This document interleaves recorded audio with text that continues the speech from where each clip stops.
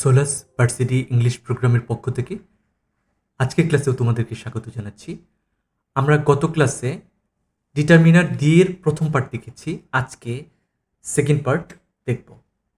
So আজকের pattern হচ্ছে দি, তারপর হচ্ছে দুইটা শব্দ থাকবে, তারপর অফ থাকবে। আমরা গত ক্লাসে দেখেছি যে দি এর পর একটা শব্দ থাকবে এবং তারপরেই অফ থাকবে, সেখানেই শূন্যস্থানটা হবে। আজকে আমরা মেইনলি দেখছি সেটা হচ্ছে দি এর পরে দুইটা হচ্ছে শব্দ থাকবে, তারপর হচ্ছে অফ থাকবে।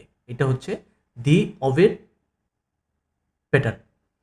তাহলে কখনো কখনো আমরা তো জানি যে এই শব্দটা যদি না থাকতো তাহলে হচ্ছে এখানে নাউন বসতো, কিন্তু যদি দুইটা শব্দ হয় তাহলে দিয়ে ঠিক পরের শব্দটা অ্যাডজেক্টিভ হবে এবং তারপর এটা হচ্ছে নাউন হবে। তোমাকে এটা মাথায় রাখতে হবে।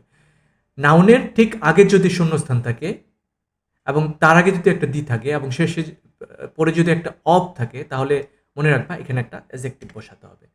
এখন কথা হচ্ছে আমরা অ্যাডজেক্টিভ চিনব কেমনে? এখানে সবচেয়ে গুরুত্বপূর্ণ অ্যাডজেক্টিভগুলো আমি দিয়েছি। যদি কোনো শব্দের শেষে এগুলো থাকে তাহলে সেগুলো হচ্ছে অ্যাডজেক্টিভ। একটা হচ্ছে TIBE, tive, innovative, AL, marginal, OUS, continuous, able, sustainable, IC, specific. যদি এই সাফিক্সগুলা কোনো শব্দের শেষে থাকে তাহলে তুমি ধরে নিবা যে এগুলো হচ্ছে অ্যাডজেক্টিভ। চলো আমরা কোয়েশ্চেন সলভ করি।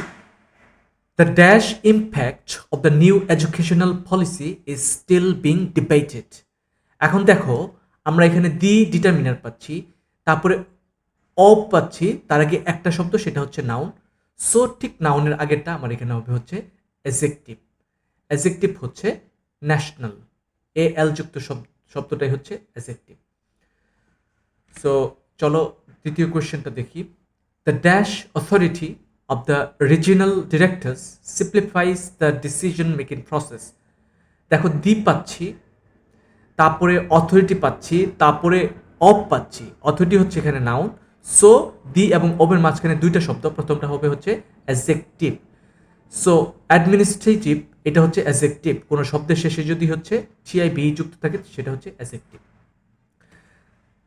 তারপর আরেকটা কোয়েশ্চেন চলো দেখি। The dash attitude of the members of the disciplinary committee of the residential hall created a positive impression on the newly admitted students.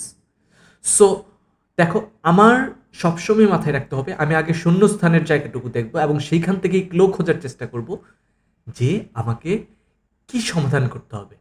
এখানে দেখো দি পাইছি, তারপরে হচ্ছে আমরা অ্যাটিটিউড, এটা হচ্ছে নাউন পাচ্ছি, এবং তারপরে হচ্ছে অব আছে, তাহলে এখানে আমার অ্যাডজেক্টিভ হবে। সো অ্যাডজেক্টিভ হচ্ছে অপশন সি, ডেঞ্জারাস, OUS যুক্ত সাফিক্স হচ্ছে অ্যাডজেক্টিভ। তো আজকের ক্লাস এই পর্যন্তই। তোমরা ক্লাসগুলো হচ্ছে সবার সাথে শেয়ার করে দাও, এবং তুমি যদি এই ক্লাসের উপর PDF পেতে চাও তাহলে কমেন্টস বক্সে জানাও, আমরা তোমাদেরকে পাঠিয়ে দেবো। আজকের ক্লাস এই পর্যন্তই। ধন্যবাদ।